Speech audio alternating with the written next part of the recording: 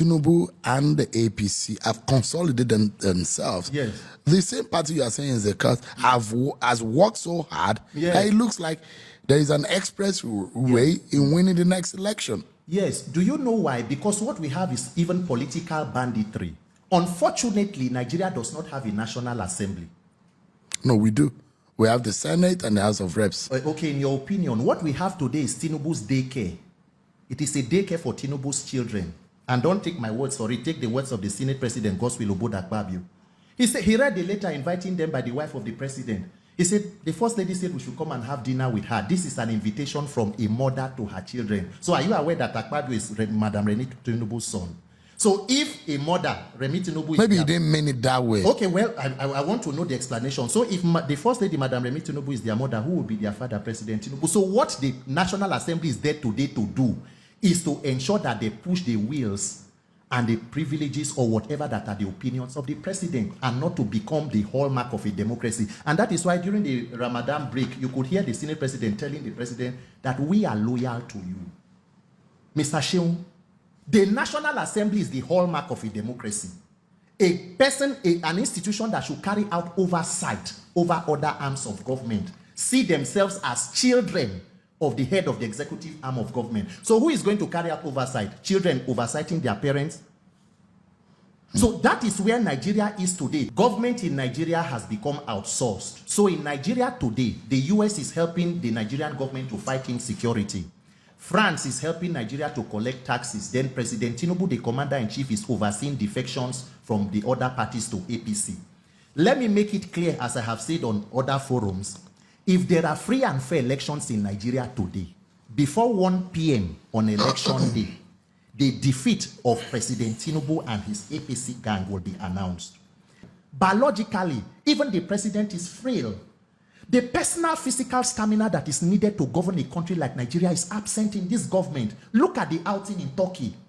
Nigerian APC people are standing on a mandate that is collapsing. That is where Nigeria is today. President Tinubu should be fair to himself. You have lived to a good old age. What has God not given yourself and your family? A former governor, senator, your wife is senator. At what point do you say you should make sacrifice for the country to move forward? Where you allow young persons with the mental agility. Old age is not a curse, it's a blessing. Why the desperation? To hold on to power at all means. President Tinubu left. America came and dropped bombs in Nigeria in December 2025 on Christmas Day. 2 days after that, the president jetted out of the country to France. Spent a total in January of about 27 days. He came back on the 17th, then left to Turkey without addressing Nigerians about what exactly is happening between the US and Nigeria. Guess what? It was while the president was in France, Nigerians then heard that you gave the second highest national honors, GCON, to your personal friend, Mr. Gilbert Shogri, a convicted money launderer in the United States, who was also convicted for aiding a criminal organization. What a country. Is this a precedent? Is this what leadership is about? But, I mean, you seem to have a grouse to grind with the president. Not the president, with the government. I don't know President Tinubu. I have no business with him. I have a problem with the office. You don't like the APC. I don't need to like the APC. The APC should love Nigeria to defend and protect. And you don't think that the APC is doing the war for Nigeria? You make your assessment. Are they truly representing the people, or they are there to represent themselves? Uncle Sheon, did Godswill Akpabio contest the APC primary to be a senator, or he contested to be a presidential candidate in the APC?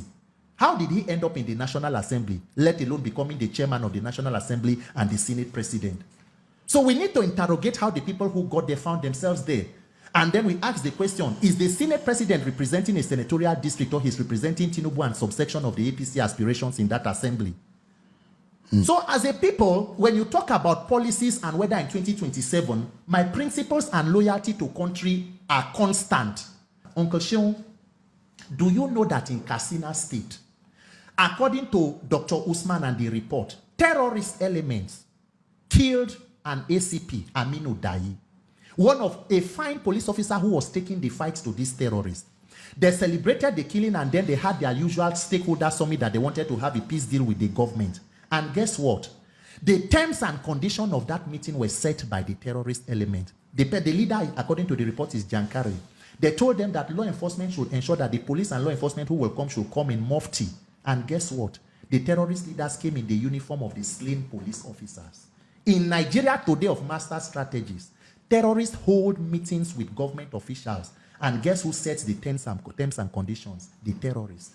May God forbid this as leadership. What Nigeria is today is the textbook definition. What Tinubu is providing for Nigeria is the textbook definition of how not to govern a country.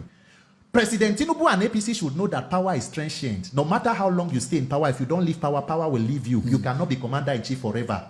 Through one way or the other, you will leave. Even the greatest of dictators have an end. Let Nigeria be.